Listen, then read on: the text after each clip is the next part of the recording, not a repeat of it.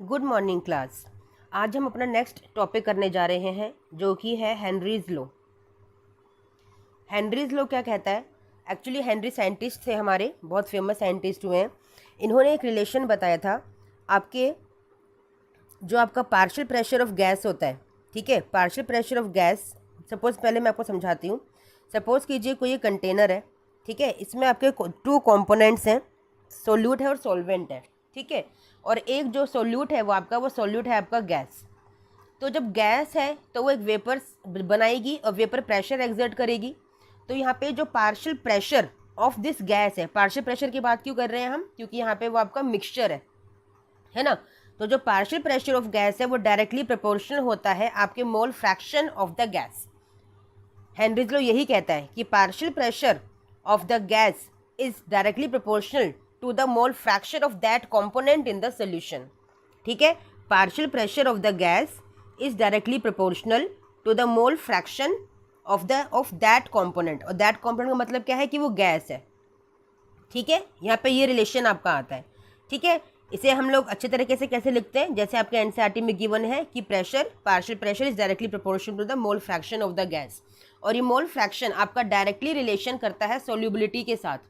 यानी कि अगर पार्शियल प्रेशर आप बढ़ाएंगे, यानी कि प्रेशर अगर इंक्रीज करता है तो सोल्यूबिलिटी भी इंक्रीज करती है, और प्रेशर अगर डिक्रीज करेगा तो सोल्यूबिलिटी भी डिक्रीज करेगी, ठीक है। ये मैं समझाऊंगी अभी एग्जांपल देखिए कैसे।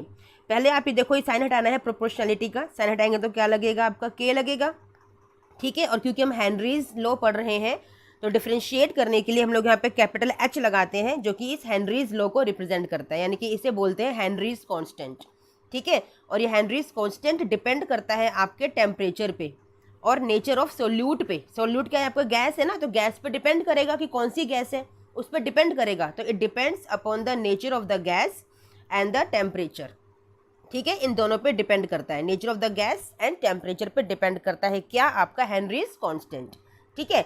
अब मैं आपको एग्जांपल्स बताती हूँ जो इंपॉर्टेंट है, वही एप्लीकेशन पार्ट भी है, वही एग्जांपल्स हैं जो एग्जाम में जिनके लिए मेन क्वेश्चन आता है। Explain Henry's law along with the applications या फिर explain Henry's law along with the examples, ठीक है। फर्स्ट एग्जांपल, आप लोगों ने कोल्ड ड्रिंक पी होगी, सबकी फेवरेट होती है ना। आप लोग कोल्ड ड्रिंक पीते हो, कोल्ड ड्रिंक की बोतल में आपने एक बात नोटिस की, जो कैप लगा होता है, जैसे कैप को आप ओपन करते हो, ओपन करते ही एक फिस की साउंड आती है ना। वो फिस की साउंड का क्या मतलब है कि वो आपका कार्बन डाइऑक्साइड गैस जो अंदर भर रखी होती है, कार्बोनेटेड वाटर होता है आपकी कोई भी कोल्ड ड्रिंक्स होती है, it is a carbonated water. तो कार्बन डाइऑक्साइड गैस कैप के ओपन होते ही तुरंत एस्केप हो जाती है। इसीलिए कहते हैं कि जल्दी से कैप को क्लोज कर दो, अगर पूरी बोतल अभी ख़त्म नहीं करनी है, अदरवाइज सारी गैस उड़ जाएगी और फिर टेस्ट भी नहीं आएगा खाने का। जो आपका टेस्ट होता है पीने का, वो टेस्ट भी नहीं आता है, ठीक है। तो ऐसा क्या होता है कि जो वाटर है उसमें इस जो वाटर है, इस वाटर में कार्बन डाइऑक्साइड गैस को अंडर हाई प्रेशर इसे फिल किया जाता है, ठीक है। तो प्रेशर इज हाई तो gas, solubility of the gas is more. जैसे मैंने आपको रिलेशन से बताया था कि partial pressure is directly related to the solubility, है ना। Pressure is high, solubility is more, pressure is less, solubility is less. यानी कि जैसे ही लिड को आपने ओपन किया, जैसे ही कैप को आपने ओपन किया, तुरंत आपका प्रेशर लूज हुआ, गैस एस्केप हो गई ना। अंडर हाई प्रेशर वो अब बंद नहीं है, तो प्रेशर जैसे ही रिलीज होगा, प्रेशर कम होगा, आपकी सोल्युबिलिटी है वो भी कम हो जाएगी। किसकी सोल्युबिलिटी कम हो जाएगी? सोल्युबिलिटी ऑफ अ गैस आपकी कम हो जाएगी, ठीक है। समझ में आया? फर्स्ट एग्जाम्पल तो ये हो गया। सेकंड का एग्जाम्पल है, जो लोग माउंटेन्स पे जाते हैं ना, जो माउंटेनियर्स होते हैं, आपने देखा होगा उनके बैक पे एक ऑक्सीजन सिलेंडर होता है ना। एक ऐसा ऑक्सीजन सिलेंडर होता है, उस ऑक्सीजन सिलेंडर में ऑक्सीजन भरी हुई होती है। इसका रीज़न क्या है कि जैसे जैसे आप माउंटेन्स पे चढ़ते हो, तो माउंटेन पे चढ़ने से क्या होता है कि जब माउंटेन पे चढ़ते हो तो ऊपर क्या होता है, आपका जो ऑक्सीजन का जो प्रेशर है, यानी कि जो एटमॉस्फेरिक प्रेशर है ऑक्सीजन का, एटमॉस्फेरिक प्रेशर तो आपका हाई होता चला जाता है, लेकिन जो ऑक्सीजन का जो प्रेशर है वो लेस हो जाता है, ठीक है। ऑक्सीजन का जो लेवल है वो कम होता चला जाता है। कम होने का कारण क्या है कि प्रेशर जो है वो कम होता चला गया, ठीक है। प्रेशर कम होता चला गया और लेवल भी साथ में कम होता चला गया, मतलब गैस की सोल्युबिलिटी एयर के अंदर कम हो जाती है प्रेशर डिक्रीज होने के साथ साथ, जैसे आप लोग हाई माउंटेन्स पे चढ़ते हो, ठीक है। जिसकी वजह से आपको ये ऑक्सीजन सिलेंडर को कैरी करना पड़ता है, जो आपको कंटिन्यूस ऑक्सीजन की सप्लाई करता है आपकी बॉडी के अंदर। अदरवाइज क्या होगा कि आपकी आपकी बॉडी में एक बीमारी हो सकती है एनोक्सिया नाम की, एनोक्सिया, एनोक्सिया क्या होता है बच्चा? इससे हेलुसिनेशंस हो सकते हैं या फिर आपका जो ऑक्सीजन लेवल है बॉडी के अंदर वो बहुत ही कम हो जाएगा, जिससे आपको फेंट हो सकते हो, ठीक है, आपको चक्कर आ सकते हैं, आपको सांस लेने में प्रॉब्लम हो सकती है। तो इससे बचने के लिए आपको ऑक्सीजन सिलेंडर कैरी करना पड़ता है। आया समझ में? क्योंकि आपका जो ब्लड है ना, जो नर्व्स होती हैं, उनमें जो ब्लड होता है उनमें ऑक्सीजन होता है, तो ऑक्सीजन का लेवल अगर कम हो जाएगा तो क्या होगा? आप सोचो, आप ग्राउंड फ्लोर पे थे, आप ग्राउंड फ्लोर पे हो, ठीक है, अपने नॉर्मल घर में हो, वहाँ पे आपका ऑक्सीजन लेवल नॉर्मल था, लेकिन जैसे आपने माउंटेन पे आपने चढ़ाई की, माउंटेन पे चढ़ने से क्या हुआ? आपका ऑक्सीजन लेवल कम हो गया, यानी कि जो ब्लड कैपिलरीज थी वहाँ से ऑक्सीजन बाहर निकल गई, बाहर निकल गई तो प्रेशर क्या हो गया? कम हो गया आपकी ब्लड नर्व्स के अंदर, और प्रेशर कम होने की वजह से क्या होगा? आपको प्रॉब्लम स्टार्ट हो जाएंगी, आपको एनोक्सिया जैसी प्रॉब्लम स्टार्ट हो जाएंगी, ठीक है, और आपको पेन भी होगा आपकी नर्व्स के अंदर, क्योंकि ऑक्सीजन बाहर निकल रही है, इसीलिए प्रेशर कम हो रहा है आपके नर्व्स के अंदर, ठीक है। आया समझ में? अब है आपकी थर्ड एप्लीकेशन। थर्ड एप्लीकेशन क्या कहती है आपसे? जैसे कि सपोज कीजिए जो स्क्यूबा डाइवर्स होते हैं, जो स्क्यूबा डाइवर्स होते हैं वो बहुत ही अंडर डीप जाके सी में डाइविंग करते हैं, है ना। जब ये यहाँ पे अपर फ्लोर पे होते हैं, यानी कि ग्राउंड फ्लोर पे होते हैं, जब ग्राउंड पे होते हैं तो इन्हें कोई फ़र्क नहीं पड़ता, नॉर्मल ऑक्सीजन है इनकी बॉडी के अंदर। लेकिन जैसे ये समुद्र में अंदर जाते रहते हैं, अंदर जाते रहते हैं, अंदर जाते रहते हैं, उससे क्या होता है? प्रेशर हाई होता चला जाता है। किसका प्रेशर? एक तो वाटर का प्रेशर, ऊपर से एटमॉस्फेयर का प्रेशर हाई होता रहता है ना। अब जैसे एटमॉस्फेयर का प्रेशर हाई होता रहेगा उनकी बॉडी के ऊपर, तो उससे क्या होगा कि अंदर नीचे जाके जब सबसे नीचे होते हैं तो वहाँ भी उन्हें कोई प्रॉब्लम नहीं होती, क्योंकि ऑक्सीजन उनकी बॉडी में बहुत ज़्यादा घुलने लगती है। जो उनकी ब्लड कैपिलरीज होती हैं वहाँ पे ऑक्सीजन का लेवल बहुत ज़्यादा बढ़ जाता है, क्योंकि प्रेशर बहुत हाई होता है। अंडर हाई प्रेशर उनका ऑक्सीजन लेवल बहुत हाई हो जाता है उनकी बॉडी के अंदर, ठीक है। अब दिक्कत कब स्टार्ट होगी? जब ये ऊपर आएंगे। अब जब ये ऊपर आते हैं वापस से इस ग्राउंड फ्लोर पे, प्रॉब्लम तब आती है क्योंकि अब ऑक्सीजन बॉडी कैपिलरीज में से, आपकी ब्लड कैपिलरीज में रिलीज होना स्टार्ट हो जाएगी, वहाँ से निकलना स्टार्ट हो जाएगी बाहर, और जब वो निकलती है तब पेन होता है, जैसे आपका माउंटेनियर्स को होता है। यहाँ पे जो प्रॉब्लम आती है वो आती है बैंड्स की, यानी कि जो ब्लड कैपिलरीज होती हैं वो कॉन्ट्रैक्ट होना स्टार्ट कर देती हैं, क्योंकि लो प्रेशर आ जाता है ऊपर आते ही, और कॉन्ट्रैक्ट होने की वजह से बैंड की प्रॉब्लम स्टार्ट हो जाती है, जिसकी वजह से बहुत सारे डाइवर्स की पहले डेथ भी हो चुकी थी। यानी कि इतना सीवियर पेन होता है कि इंसान झेल ही नहीं सकता उस चीज़ को, और फिर उसकी अल्टीमेट डेथ हो जाती है। तो इससे बचने के लिए क्या करते हैं स्क्यूबा डाइवर्स, जो अब साइंटिस्ट ने डिस्कवर किया है, इन्वेंट भी किया है इस टेक्निक को, कि वो अपने ऑक्सीजन सिलेंडर्स में ऑक्सीजन के साथ साथ पहले ही क्या करते थे, नाइट्रोजन गैस को फिल करते थे, ठीक है, साथ में हीलियम गैस को भी फिल करते थे, लेकिन सबकी कंसंट्रेशन कम हुआ करती थी। लेकिन अब क्या हो गया, साथ में वो लोग हीलियम और नाइट्रोजन का कंसंट्रेशन जो है उन्होंने इंक्रीज़ कर दिया है, ठीक है। इंक्रीज़ करने से क्या होता है, ऑक्सीजन का जो लेवल है उसमें ज़्यादा फर्क नहीं आता, वो मेंटेन रहती है, और जो हीलियम, जो आपकी इनर्ट गैस है, वो वहाँ पे उस कैपिलरीज को श्रिंक होने से बचाती है, खुद फिल हो जाती है, जिसकी वजह से आपकी जब ऑक्सीजन रिलीज होती है ना तो वो बेंड नहीं होती है आपकी वहाँ पे कैपिलरीज, यानी कि बेंड नाम की जो प्रॉब्लम है वो क्रिएट नहीं होती, क्योंकि वो कैपिलरीज श्रिंक नहीं होती हैं। तो इससे बचने के लिए ये चीज़ को इन्वेंट किया गया था और डिस्कवर किया गया था स्क्यूबा डाइवर्स को प्रॉब्लम से बचाने के लिए, क्योंकि रिसर्च तो चलती रहती है। तो ये थोड़ी ना है कि अगर कोई इंसान अगर प्रॉब्लम आ रही है तो कि फिर कंटिन्यू करेंगे रिसर्च को, नहीं ना, काम दोनों होने, हमें इंसान को भी बचाना है, हमें रिसर्च भी करनी है, तो ये फिर एक इन्वेंशन किया गया, ठीक है। फोर्थ कौन सी है आपकी? फोर्थ है आपकी जो आपकी फिशेज होती हैं, एक्वेटिक एनिमल्स जो होते हैं। आपको पता है कि वो ऐसे क्वेश्चन एग्जाम में आता भी है कि क्यों गर्मियों में, समर्स में उन्हें ऑक्सीजन लेने में यानी कि सांस लेने में प्रॉब्लम होती है, किसको? आपके एक्वेटिक एनिमल्स को। लेकिन वहीं पे जो विंटर्स होते हैं उनमें उन्हें कोई प्रॉब्लम नहीं होती। ऐसा क्यों? क्योंकि समर में क्या होता है, टेम्परेचर हाई होता है, टेम्परेचर हाई होगा तो काइनेटिक एनर्जी भी हाई होगी, काइनेटिक एनर्जी हाई होगी तो जो पानी के पार्टिकल्स हैं उनमें बहुत ज़्यादा वाइब्रेशन हो रही होगी, वाइब्रेशन ज़्यादा होगी तो जो ऑक्सीजन गैस है वो क्या करेगी, हाई टेम्परेचर से एस्केप हो जाएगी, उसे स्पेस मिल गया ना उड़ने के लिए, वो उड़ जाएगी। और ऑक्सीजन का कम होना समर्स में, यानी कि फिशेस को, यानी कि एक्वेटिक एनिमल्स को ऑक्सीजन कम मिलना और उन्हें ब्रीथिंग में प्रॉब्लम होना, इसीलिए विंटर में वो ज़्यादा सफिशिएंट ऑक्सीजन इनहेल कर पाती हैं और हैप्पी रहती हैं, और वो किसी प्रॉब्लम से दूर रहती हैं। क्यों? क्योंकि विंटर में क्या होता है, टेम्परेचर लो होता है, टेम्परेचर लो होगा तो काइनेटिक एनर्जी भी लो होगी, काइनेटिक एनर्जी भी लो होगी तो इट मीन्स गैस को एस्केप होने के लिए कोई स्कोप ही नहीं मिलेगा, गैस एस्केप ही नहीं होगी, इसलिए ऑक्सीजन अच्छे खासे डिजोल्व रहती है विंटर्स में पानी के अंदर, और फिशेज आराम से उसको इनहेल कर पाती हैं। Got my point? चलिए, वेरी गुड। यहाँ पे आपका खत्म होता है हेनरीज लॉ। ठीक है, अब नेक्स्ट टॉपिक जो आपका स्टार्ट होता है वो है आपका वेंट होफ फैक्टर। ठीक है,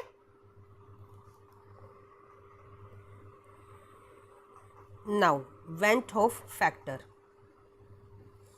अब ये वेंट होफ फैक्टर क्या है? एक्चुअली साइंटिस्ट का नाम है वेंट होफ। ठीक है, इन्होंने अपना एक रिलेशन दिया था, बड़ा अच्छा सा रिलेशन इन द सेंस इन्होंने काफ़ी अच्छे फॉर्मूलाज दिए, बहुत अच्छे काम किए इन्होंने कोलिगेटिव प्रॉपर्टीज़ के लिए। स्पेशली इन्होंने क्या कहा वेंट होफ ने? इन्होंने कहा एसोसिएशन और डिसोसिएशन के बारे में। और कैसे कहा? इन्होंने कहा सपोज कीजिए जो आपने अभी तक इलेक्ट्रोलाइट्स यूज़ किए, ठीक है, जो आपने अभी तक इलेक्ट्रोलाइट्स यूज़ किए, कहाँ पे इलेक्ट्रोलाइट्स को यूज़ किया? आपने यूज़ किया था इलेक्ट्रोलाइट्स को अपने वोलेटाइल नॉन वोलेटाइल के कंसेप्ट के अंदर और वोलेटाइल वोलेटाइल कंसेप्ट के अंदर। आपने वहाँ पे यूज़ किए थे नॉन इलेक्ट्रोलाइट्स। ठीक है ना, नॉन इलेक्ट्रोलाइट्स क्या होते हैं? जो कि आपके डिसोसिएशन नहीं करते। जैसे जो एग्जांपल्स यहाँ पे लिए गए थे वो थे यूरिया, ग्लूकोज एंड सुक्रोज। ठीक है, यूरिया का फॉर्मूला होता है NH2CONH2। ग्लूकोज आपको पता है C6H12O6 एंड सुक्रोज का फॉर्मूला होता है C12H22O11। ठीक है ना, ये वो इलेक्ट्रोलाइट्स हैं जो कि नॉन इलेक्ट्रोलाइट की तरह बिहेव करते हैं। क्यों? क्योंकि इनका डिसोसिएशन नहीं कर सकते आप, इनको आप आयंस में ब्रेक डाउन नहीं कर सकते, यू कैन नॉट। ठीक है, तो इसीलिए हम इस तरह के कंपोनेंट्स को यूज़ कर रहे थे अपने अभी तक राउट्स लो के अंदर, जहाँ पे आपके आइडियल नॉन आइडियल सॉल्यूशंस थे, वोलेटाइल नॉन वोलेटाइल कंपोनेंट्स थे, वो सब बातें थी। ठीक है, अब वेंट होफ ने क्या कहा कि सपोज कीजिए हमारे पास नॉन इलेक्ट्रोलाइट की जगह अगर इलेक्ट्रोलाइट्स हैं, तब क्या होता? इन्होंने ये पूछ लिया और बता भी दिया इसका सोल्यूशन। इन्होंने कहा सपोज कीजिए आप डिसोसिएशन कर रहे हैं, suppose you are doing dissociation of an electrolyte. NaCl एक इलेक्ट्रोलाइट है, क्यों? क्योंकि ये आपका डिसोसिएट हो जाएगा into Na+ and Cl negative.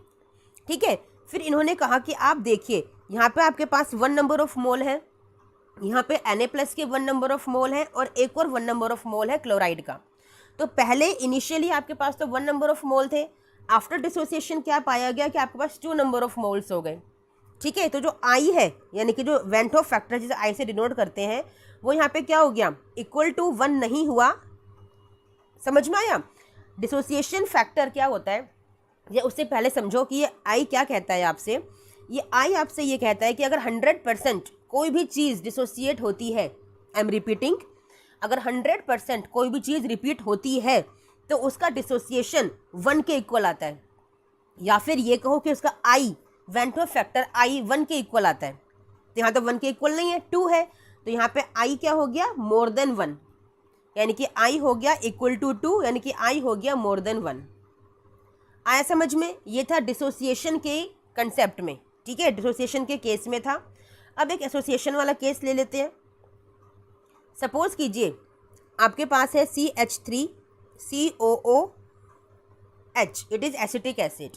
इसके 2 नंबर ऑफ मोल्स ले लीजिए फॉर एन एग्जाम्पल। तो ये कैसे एसोसिएट होंगे? ये इस तरह से एसोसिएट होंगे, CH3 C double bond O OH, यही फॉर्मूला है। ऐसे डिज़ाइन करते हो कार्बोक्सिलिक एसिड को, CH3 C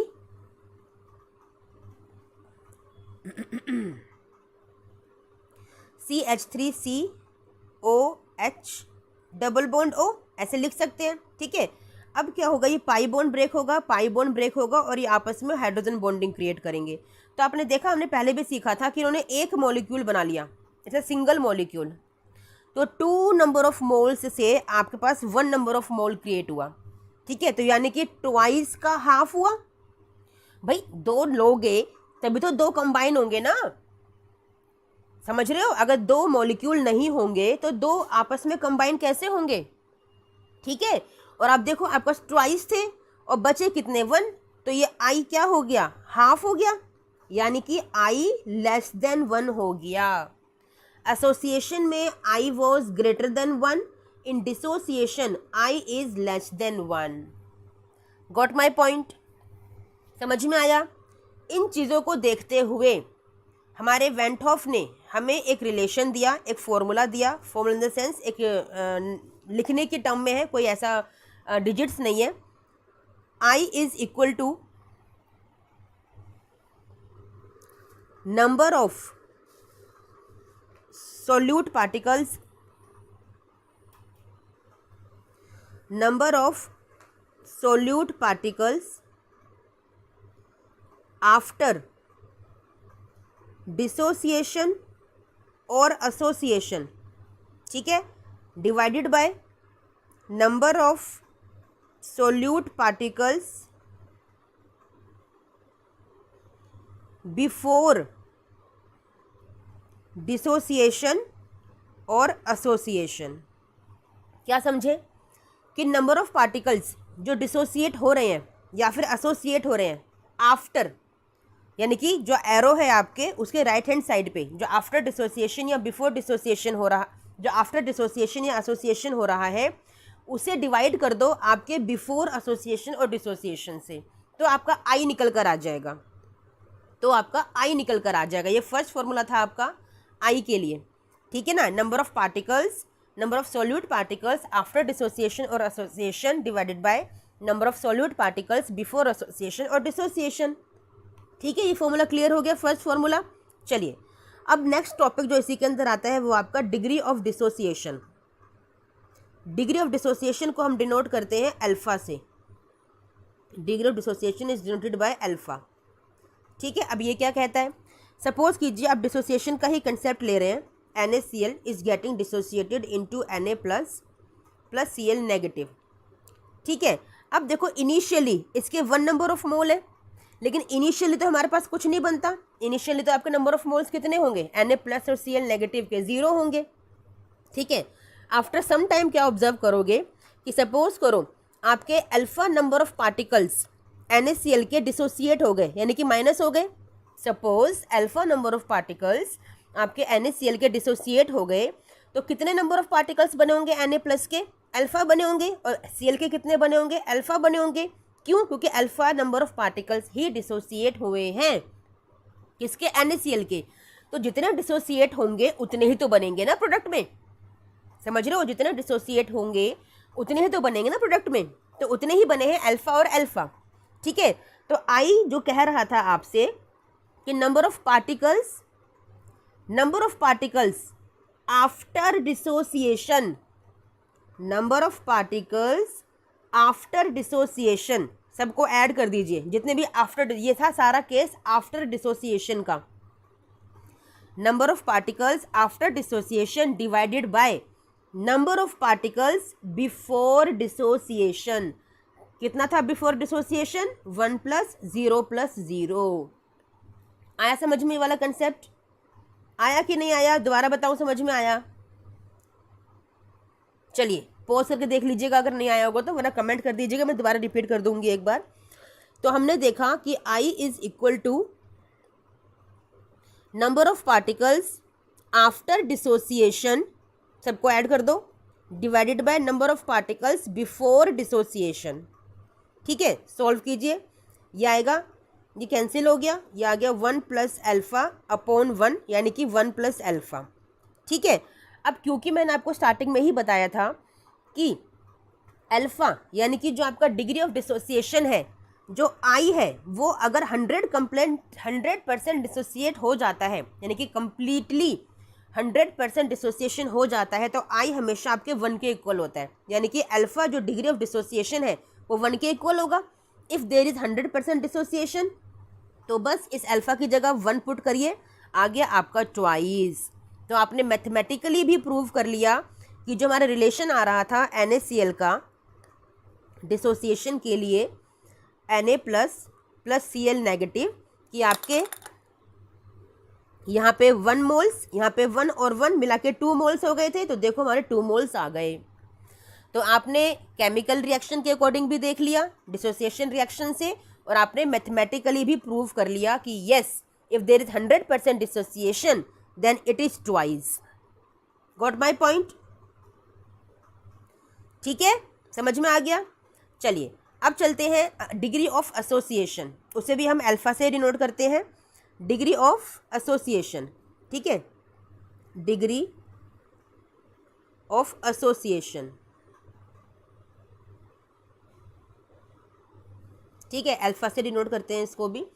इसके लिए हमने एग्जांपल लिया था CH3 COOH और ये आपका बन रहा था, ठीक है, CH3 COOH ही कंबाइन हो रहा था, तो ये क्या बन रहा था आपका, ट्वाइस बन रहा था, है ना, और ये आपका 2 मिले के आपके 2 मॉलिक्यूल्स कंबाइन होके बन रहे थे, ठीक है।